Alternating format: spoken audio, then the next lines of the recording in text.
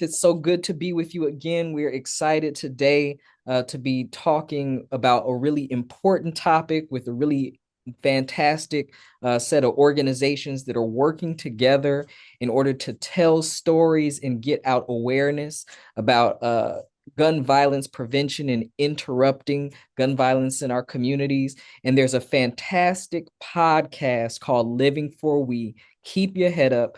That is helping tell stories of communities doing this in different cities all across Ohio, in the Midwest, and really having a national impact. So I want to welcome in Marlene Harris Taylor and Maisha Watkins. Thank you all so much for joining us for Urban Faith today. Thank you, Alan, for having us. We're excited to share more information about Living for We. Keep your head up. Absolutely. And so just to give some people some context on what this podcast is and how you all got here. This is season 2 that's out now, available. The episodes are rolling out regularly, and people are able to go back and catch that on the website and on YouTube. But tell me, why did you all decide to create this podcast? Where did this idea come from to tell these kinds of stories? Well, I'll kick it off if that's okay. So, I work for the public media station in Cleveland, Ohio. We're called Idea Stream Public Media. We have a television station and a radio station, and we also do community engagement. Mm-hmm. And I am the director of the Engaged Journalism team at Idea Stream, where we try to focus on making sure we're telling the stories of underserved communities Mm. across Northern Ohio.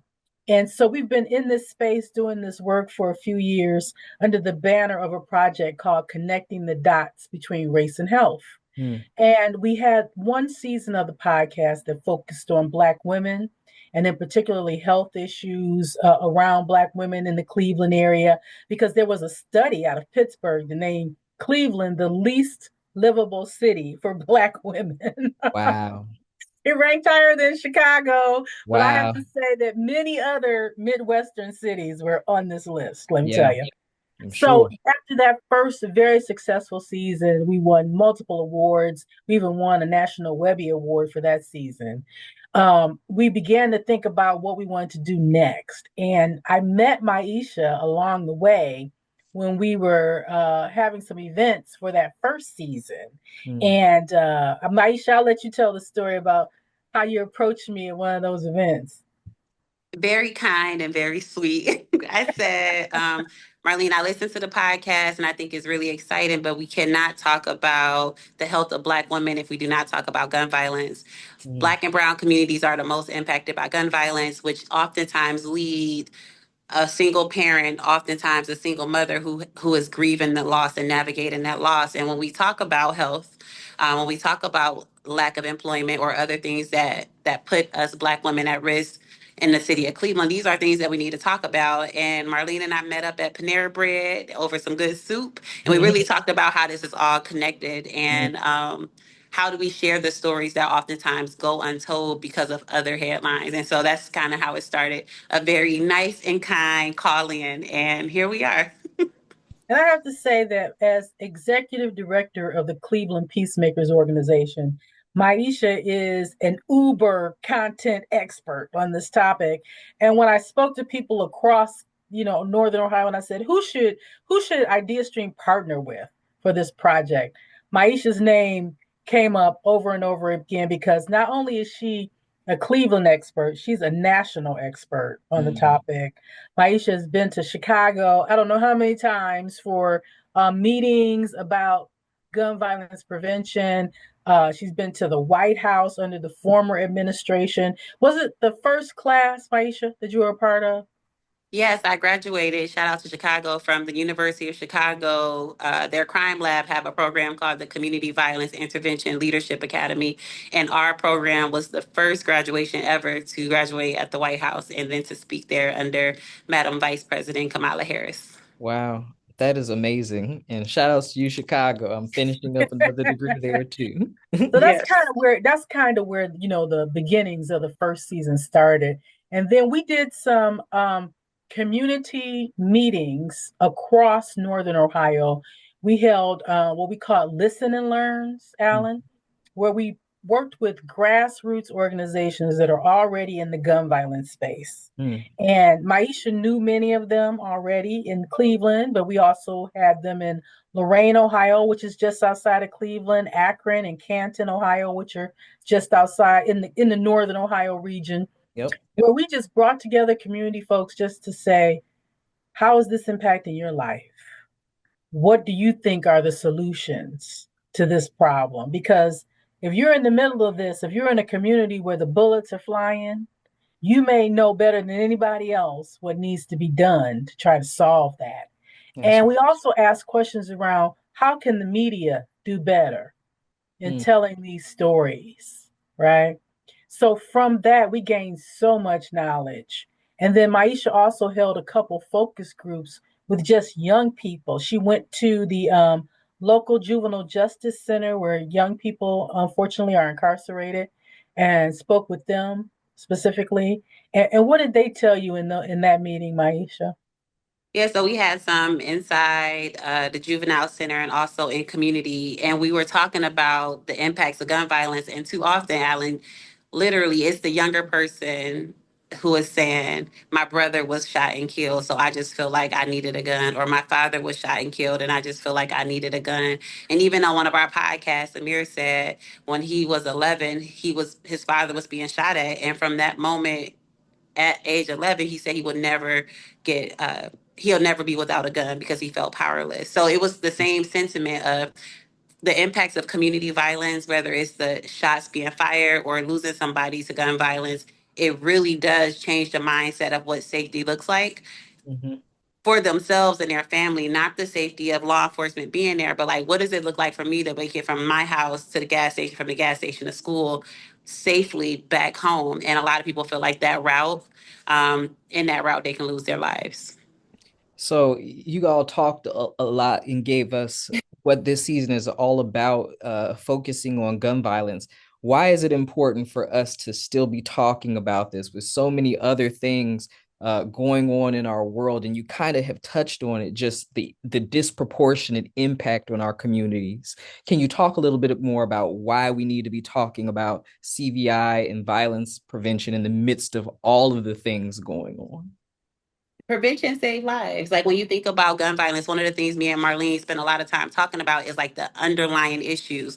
What are the root causes of violence? And really, Lorenzo, who's another guest on our show, he said he lost his friend, his best friend, Caden Coleman, who was 10 years old to gun violence. And he said sometimes we just need a hot meal. So when you think about communities that are food insecure, where food insecurity is high, and you'll Mm-hmm. have me who is like, yo, we get food stamps. My mom have to sell her food stamps in exchange for cash because we don't have cash. So I go to the corner store and I steal peanut butter and jelly. And from that instance, now I'm being impacted by the system because I did a theft. But the Yeah. root cause was that I was hungry. So when we think about the overall crises that are impacting all of our communities, this is all interconnected. And when people put CVI to the side to act like it's not a response to lack of resources, lack of accessibility to stable housing or healthcare or food, then they're crazy. So what we're trying to do is show them how all of this is connected from several lenses. And I think Marlene could talk about the different lenses that we brought to the couch. Like it was more than just community. Mm. Yeah. And I also want to say that there's people who say, well, gun violence is down. We look at the overall stats nationally and in our large urban centers, gun violence is down. But that all depends on where you live. Yeah. For people in certain communities and certain zip codes, gun violence is not down in their world, Mm. right? They're still hearing shootings every night. They're still losing friends and family to gun violence. And Mm-hmm. for the people who live in those communities that are not directly impacted and they think, well, that's not my problem because Mm-hmm. I don't live in those areas. Mm-hmm. Gun violence doesn't care, a bullet doesn't care who you are, Yeah. right? So many times the gun violence that is impacting these communities comes to other parts of the city. None of us are safe unless all of us are safe.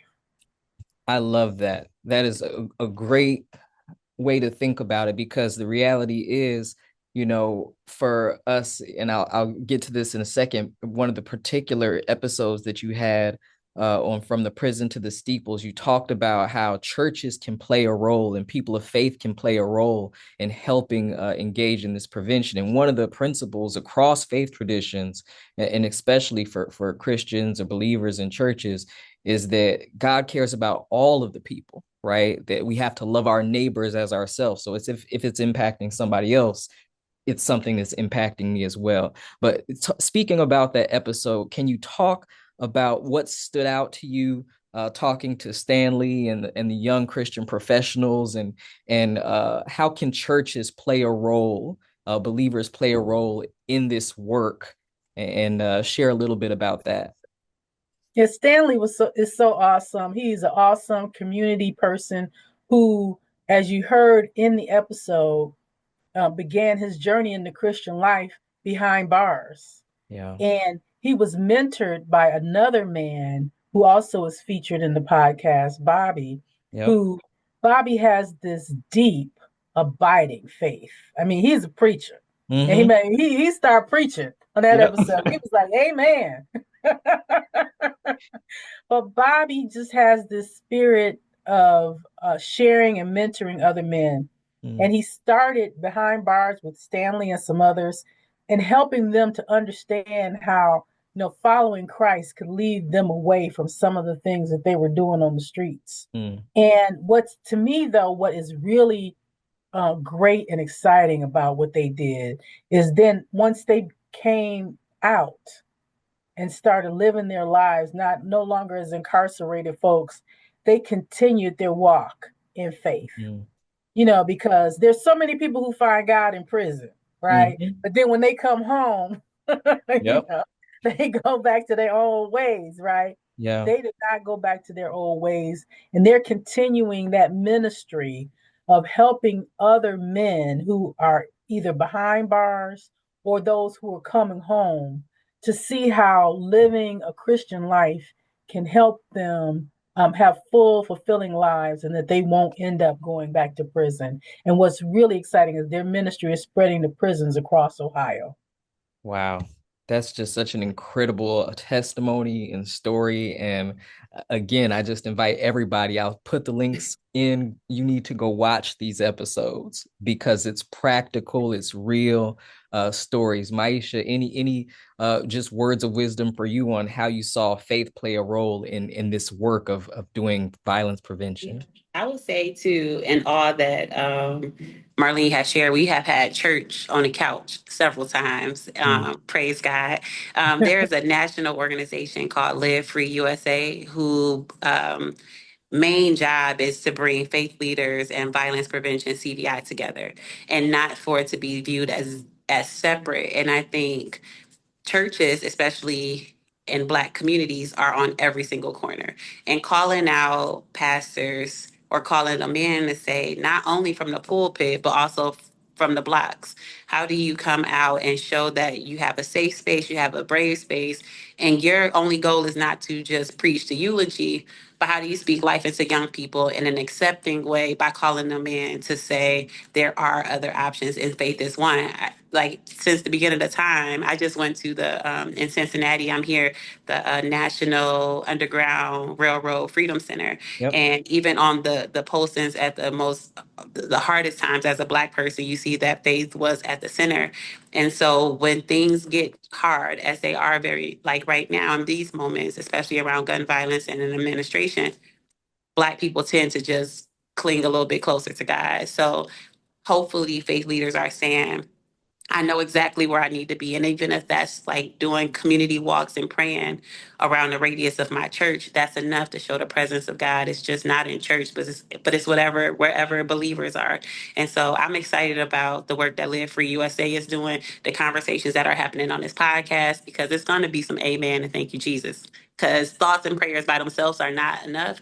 But collectively, with lived experience and other organizations, and thoughts and prayers can go a long way. And Mm, Alan, I just want to share that, one of the young men who was on the couch who we were asking, he's active, as they say, he's still out there in the streets, but we were asking him about solutions, and he brought up the church independently on his own and said, I think that, preachers can help. But he had us cracking up because he was like, but they need to shorten their sermons. That's so Like funny. they just going, he's like, if they shorten their sermons a little, they can get more young people back in the church. That's so funny. That's so funny. And it hey, listen, there's a generation of preachers who have caught the memo and are having shorter service. But it's great and important work. Last question that I have for you all. I try to ask this to everyone we share with Urban Faith because we reach young adults, we reach young people. What advice would you give to young people who want to make a difference in their communities? Especially around issues like this of breaking that cycle of violence or even making the impact so they can create safe and brave spaces.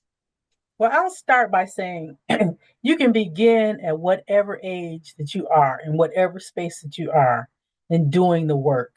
Our episode that just dropped today featured young Lorenzo that Maisha brought up earlier, 10 years old. This young man lost his best friend to gun violence, and he decided he wanted to go talk to the mayor. So he asked his mentor to go buy him a suit. So he dressed up in his best suit, went to a community meeting where the mayor and many other city leaders were, and challenged them to say, what are you doing to save people like me? He's like, will I die? Will I be like my friend, like my best friend? And I got to tell you, Alan, he riveted the entire room. He Wow. ended up with a standing ovation from Mm. that speech. And he has been on several media outlets since then. He is already making a difference at 10 years old. So, no matter what age you are, no matter what your circumstances, by speaking out, by getting involved in this work, you can make a difference in your community. Wow. Yes, and the thing is, there are so many Lorenzos in our communities. Like, how do we see those skills and build them up, right? I think about young people who are able to organize a group of people to do anything that may not be the most safe. How do we utilize those same skills as an organizer to do those things well? So young people have skills that they may not be utilizing in the right way as of now, but are skills of amazing leadership. And like, how do we speak to that to say, you got these great skills. I see you doing something else with them, but what would it look like to give you resources to do something well with them to keep your community safe? So I guess my message to young people I will say, you are not the problem. Mm. This is a systemic and generational issue. This is the cause of underinvestment and divestment. This is a cause of generational trauma that is in our bodies. But what we can't control is how do we respond to interpersonal conflict. Interpersonal conflict and the urgency to respond to disrespect is at the all-time high. If I tell you, Alan, I don't like your glasses, you can be so offended that you may want to handle this conflict with a firearm. How do we say it's not worth it? Your comments aren't worth it. Your attacks are not worth it. Nothing is worth losing my life. So to young people who are listening, disrespect should not be the reason that you lose your life or take someone else. There are other options, so many amazing options, and we actually need you. Not just need. It's necessary for you to live. It's necessary for you to be here, and it's very unnecessary for you to risk your life or someone else's because of a conflict. It's very preventable, and I know it sounds simple. Because when I was your age, I probably wouldn't let nobody talk to me crazy. But I lived a little bit more. And I want you to live to be able to say, I should not have did this. So we're here for you. I hope our podcast serve as a listening ear and a space of dialogue.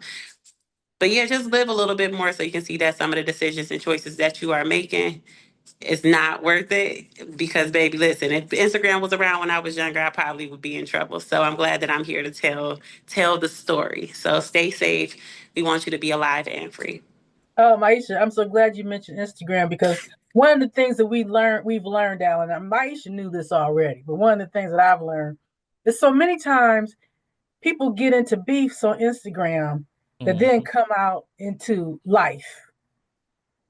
And then, something that started as this small beef on Instagram becomes somebody losing their life as Yeah. the result of it. So social media is driving a lot of this, but she's right. The systemic things behind it are really what's driving the gun violence in our communities. And we need to know that it's not our fault that our communities have been under this strain of underinvestment, that there's been this prison, from school to prison pipeline that have taken so many men out Mm-hmm. of our communities. And we heard over and over again from the young men who are guests on the show that they didn't have a father, that they were raised by their mother, and they really felt this pressure at a young age, like 10, Mm-hmm. 11, 12, to help their family to survive. And so many times that's why they picked up the gun. Mm-hmm. They were just trying to survive and help their family survive. And that's a theme we hear over and over on the program. So people need to know that's not their fault that they're in that situation. I love that. And I think that one of the things you all do so well in the podcast is show those other ways of living, those alternatives to helping communities be the ones to help people feel like they're supported, that they may not be responsible for creating this problem, but there are ways they can be supported in stopping the cycle. And I think that that's hugely important. That was so important to us too. We wanted to make sure we lift up the heroes Yeah. in the community who are doing the work and providing those services. That's right. Well, thank you all so much for the time and for living for we. Marlene, how can they find the podcast? Tell them here. So I'll drop it in the comments and in the article as well. But tell us about how we can follow along. Living for We, Keep Your Head Up can be found on any podcast platform that you choose, but you can also find it on YouTube as well. Just search Living for We, Keep Your Head Up, and you'll find it out there. And please check it out.